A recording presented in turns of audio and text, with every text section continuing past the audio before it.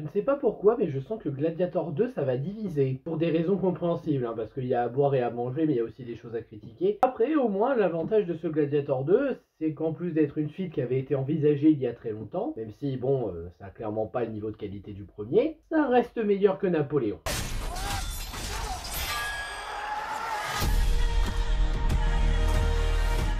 Salut tout le monde, aujourd'hui nous parlons de Gladiator 2, suite du premier Gladiator qui est sorti en 2000. Ouais, ça commence à faire long.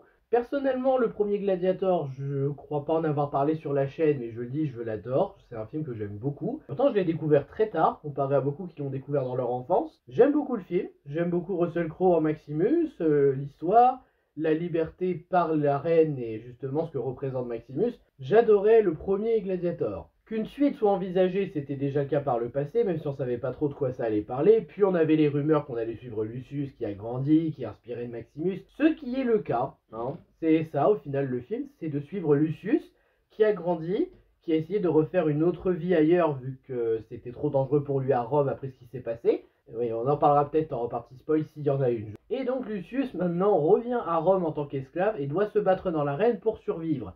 Mais il est reconnu par certains et ça va faire des siennes. Bon, autant vous dire que cette suite, je ne l'attendais peut-être pas impatiemment, hein. Ridley Scott, ça fait longtemps pour moi qu'il a perdu de sa superbe. Alors des fois, on peut avoir un bon film ou une petite surprise comme ça en mode « Oh, c'était pas mal ». Mais c'est clair que maintenant, Ridley Scott, pour moi, ça sert à rien d'espérer un chef-d'œuvre. Mais donc, ce Gladiator 2, est-ce qu'il est bien ? Bien, c'est pas le mot que j'emploierais. En vrai, c'est une bonne suite, ça se regarde, il y a des idées, il y a des bonnes choses. Mais il y a aussi pas mal de choses un petit peu perturbantes dans le film qui m'ont fait un peu décrocher. Mais dans l'ensemble, le film est chouette. Mais après, oui, c'est sûr, il va diviser. D'ailleurs, je tiens à le dire tout de suite, si vous êtes du genre à vous dire qu'un péplum, ça doit respecter l'histoire, et peut-être être un peu déçu. Moi je rappelle juste quand même cette définition, c'est qu'un péplum c'est une fiction. Ah, vous pouvez vérifier sur Google, hein, c'est marqué, c'est une fiction. Donc le fait d'avoir des requins dans l'arène ou que un seigneur comme Macrinus, joué par Denzel Washington, obtienne plus de pouvoir, j'arrive à y croire. Allez, dans les défauts, moi je pourrais parler d'abord en termes d'acteurs et actrices. Ils s'en sortent bien dans l'ensemble, c'est même une qualité du film. Sauf deux. Déjà Derek Jacobi, qui avait à l'époque le rôle du sénateur, et qui revient ici. Sérieusement, pourquoi vous l'avez ramené? C'est pas pour être méchant, mais là, l'acteur, il est vieux, très vieux, et il donne l'impression d'être perdu sur le tournage. Ah, sérieusement, moi, quand je le vois à l'écran, je me dis...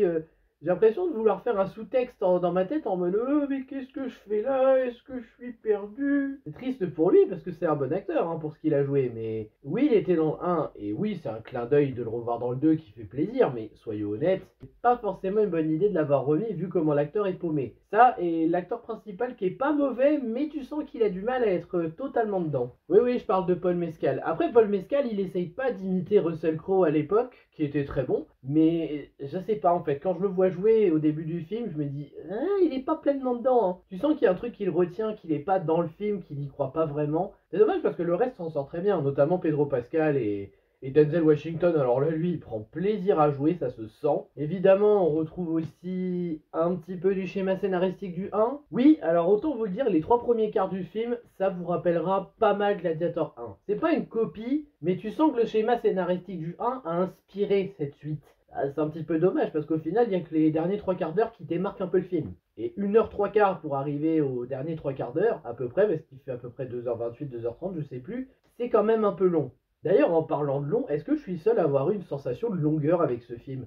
Il n'y a pas de scène réellement inutile, mais est-ce que je suis le seul à avoir eu l'impression de me dire putain, il est long le film quand même? J'avais pas cette sensation avec le 1, même quand je me le refais maintenant, je me dis bon, bah ouais, le 1 je le regarde, pas de problème, le temps passe. Mais le 2, je sais pas, c'est peut-être parce que c'est le premier visionnage, mais quand je le regarde, des fois, je le regarde ma montre en me disant, ouais, quand même, ça traîne, hein, ça traîne un peu. On a aussi quelques moments de mise en scène un peu critiquables, comme quand Lucius va voir un hommage à Maximus dans des espèces de cachots, enfin, un truc isolé exprès, et tu vois la caméra qui est comme ça, là, qui tremble un peu, tu te dis, ouais, t'es bourré à ce moment-là, le caméraman, ou ça se passait comment? L'attention, on n'y croit pas, et l'émotion, on n'y croit pas vraiment non plus. Et bon, pour moi, c'est pas vraiment un défaut, mais un truc qu'on pourrait dire aussi. Si vous vous dites que les empereurs jumeaux, là, ont l'ampleur de Commode, ou que Lucius a l'ampleur de Maximus, vous allez être déçus. En fait, c'est surtout si tu te dis que le Gladiator 2 va être au niveau du 1, non, on est clairement en dessous. Après, la plupart du temps, j'aime bien les idées du film, comme par exemple, bon, les costumes, y a rien à redire, c'est très beau, le budget, ça se sent,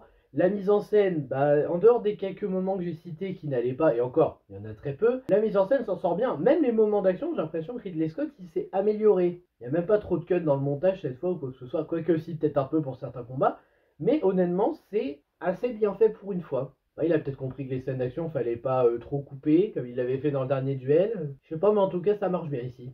Les acteurs, comme je l'ai dit, ils sont investis. Même le retour de certains anciens, honnêtement, ça marche. Le symbolisme qui marche bien, notamment par rapport à Maximus pour Lucius, mais pas que ça. Sa femme pour lui, Rome, ce qu'il en pense maintenant, les empereurs jumeaux, la nouvelle tyrannie du peuple, qui profite des jeux avant tout et de leur plaisir plutôt que le peuple de Rome, et même à côté avec le général Marcus Acacius, voilà. Donc Marcus Acacius, joué par Pedro Pascal, qui voit avant tout les besoins du peuple et de sauver ses hommes, plutôt que de sacrifier les gens au nom de Rome et du divertissement, ce qui est également une bonne idée. Oui, parce que question personnage, disons-le, ça marche. Marcus, joué par Pedro Pascal, qui est un général qui ne veut plus sacrifier la jeune génération pour la gloire de Rome, chose compréhensible parce que il est pour le vœu de Marc Aurèle en fait. Un rêve qui normalement aurait dû être atteint avec la mort de Maximus. On l'avait vu, ça avait eu un grand impact, les sénateurs allaient être au pouvoir. On pourrait se dire que finalement ce film se fout un peu de notre gueule en disant ah bah oui on pensait mais non finalement. Mais je dirais que scénaristiquement ils ont un petit peu justifié le truc. Donc en tout cas le général Marcus Acacius il est chouette, franchement c'est un bon personnage qui pense avant tout au peuple de Rome, qui est même le héros de Rome, hein. Il est traité comme un héros. Et même dans l'arène, il est toujours traité comme un héros de la part du peuple. Non, vraiment, le personnage en lui-même, il est bien. Du côté de Lucius, c'est pas mal aussi. Lucius, qui est un ancien Romain, qui a fui Rome, et qui là, quand il revient à Rome, n'a que dégoût, rejet pour les Romains, déteste cette cité, ne veut rien entendre parler. En fait, pour lui, il ne fait plus partie de Rome. Il renie ses origines. Et ce, malgré que son père soit le plus grand héros qu'il y ait jamais eu dans l'arène. On y viendra en partie spoil à ça, parce que oui, il y a des choses dont il faut parler. En tout cas, Lucius, en tant que nouveau protagoniste, est pas mal, dans le sens où on sait ce qu'il a vécu, et le fait qu'il renie Rome avec tout ce qui se passe, on peut comprendre aussi. Et là, sa détermination, c'est surtout de se venger du général Acacius, qui a ordonné la mort de sa femme. Oui, c'est simple, mais c'est une bonne idée, c'est une bonne idée de vengeance. Et au final, la vengeance va aller encore plus loin, étant donné que c'est pas totalement de la faute d'Acacius non plus. Et que le problème là de Rome, c'est pas le fait que c'est sa femme qui a été tuée par le général, mais plutôt que Rome est malade et qu'elle a besoin du prince héritier. Évidemment, on a le retour de Lucilla, jouée par Connie Nielsen toujours. Elle est toujours là, elle est toujours à Rome, elle arrive à bien vivre malgré tout, mais en cachette, elle complote toujours pour essayer de ramener le vœu de Marc Aurèle en avant, avoir Rome libre, qui est pour le peuple avant tout. C'est un rêve qu'on soutient toujours. D'ailleurs, elle est avec Acacius, hein. Mais on peut comprendre pourquoi, vu la mentalité d'Acacius, tu m'étonnes qu'elle est tombée amoureuse de lui. Et le dernier personnage intéressant, c'est Macrinus, joué par Denzel Washington, meilleur personnage. Moi j'aime bien le côté, je suis un seigneur qui va se servir de Lucius pour accéder de plus en plus au pouvoir, mais qui en plus joue de son intellect. Ça c'est quelque chose qu'on n'avait pas trop dans le premier. Commode, il réfléchissait pas.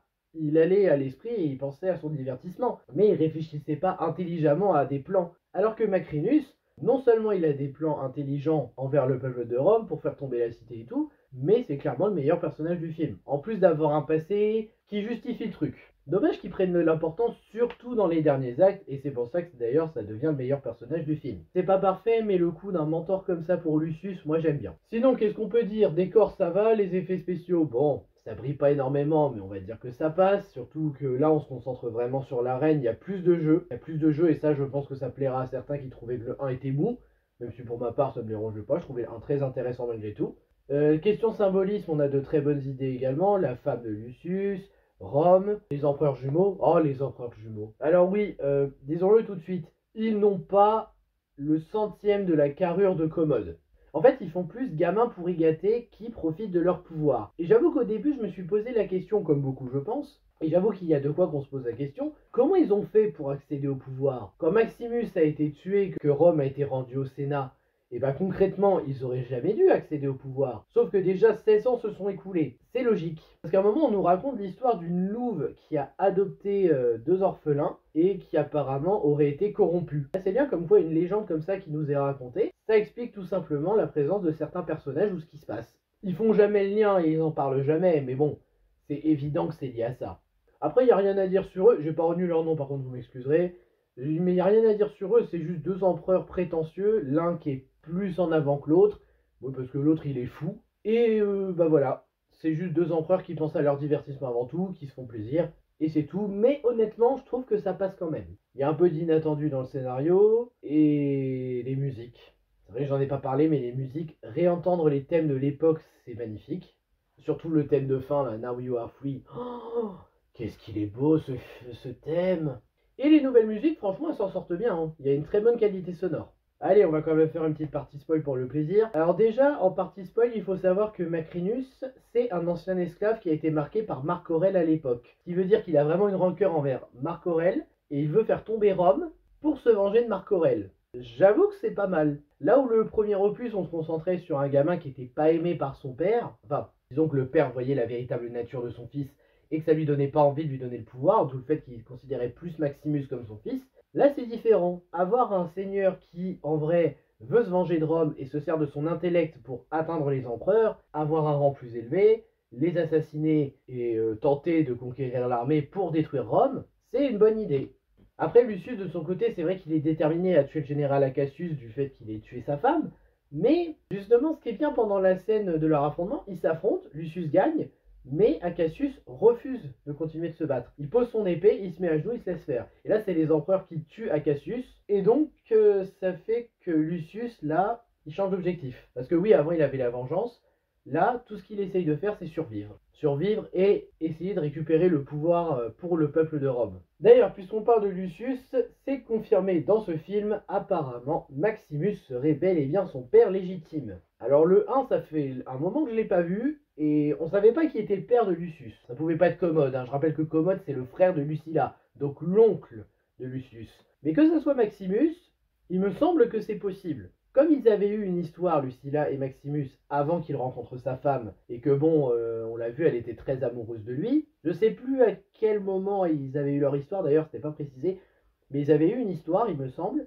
Donc ici, c'est bel et bien le fils de Maximus. Maximus qui a son armure en hommage dans les souterrains que Lucius prendra plus tard pour représenter son père. Ça peut sembler tiré par les cheveux, mais en vrai, moi, je veux bien y croire que c'est le fils de Maximus. Et comment Lucius s'est retrouvé là? Alors, en fait, ce qui s'est passé, c'est qu'après la mort de Maximus, pendant qu'ils emmenaient le corps, Lucilla a fait en sorte d'emmener Lucius très loin de Rome, parce qu'il était le seul héritier du trône, et donc il y avait des risques qu'il y ait pas mal d'assassins qui essayent de le tuer. Seul vrai souci, en fait, quand il pense, c'est que quand tu revois la fin du 1, c'est pas totalement en raccord. Et à la fin du 1, ils suivaient tous Maximus, je crois, à part une personne, je sais plus. Mais en tout cas, ça s'était pas totalement passé comme ça à la base. Voilà, je pense que j'irai pas plus loin dans cette critique. Alors, Gladiator 2, est-ce que ça va être un film qui va plaire? Je sens que ça va beaucoup diviser. Il y en a qui vont apprécier, il y en a qui vont détester. Moi, pour ma part, j'ai trouvé que c'était une suite correcte. Mais bon, soyons honnêtes, fallait pas s'attendre à un film au niveau du premier. C'était pas possible, dans le sens, encore une fois, où Ridley Scott, il perd de sa superbe avec les années, qu'il est plus réellement autant investi qu'avant, mais surtout aussi que je vois pas comment tu pouvais t'attendre à un Gladiator 2 au niveau du 1. Même si le 2 était envisagé depuis longtemps, est-ce qu'une suite était réellement nécessaire? Là, pour Gladiator 2, je dirais que la suite est bonne, mais qu'elle n'était pas nécessaire. Après, ça se regarde, et ça fait un moment qu'on n'avait pas eu un péplum au cinéma, donc si vous avez envie de tenter votre chance, vous pouvez. Par contre, préparez-vous, parce que 2h28... vous allez le sentir avec celui-là. Encore une fois, autant le premier avec sa durée de 2h40, je crois, à peu près, ça passait. Et encore, je parle pas de la version longue qui dure 3 heures avec quelques scènes en plus. Mais là, vous allez sentir que le temps passe. Vous allez sentir que le temps va pas assez vite pour certaines scènes. En attendant, moi j'ai passé un bon moment, mais après, c'était sûr qu'on n'allait pas avoir un chef-d'œuvre. Moi, je m'arrête là pour cette vidéo. Merci à vous d'avoir regardé. N'hésitez pas à liker, à partager, à vous abonner et à me donner votre avis sur le film si vous l'avez vu ou quand vous le verrez, parce que moi, je l'ai vu en avant-première. Et je vous dis à bientôt pour de prochaines vidéos. Ciao!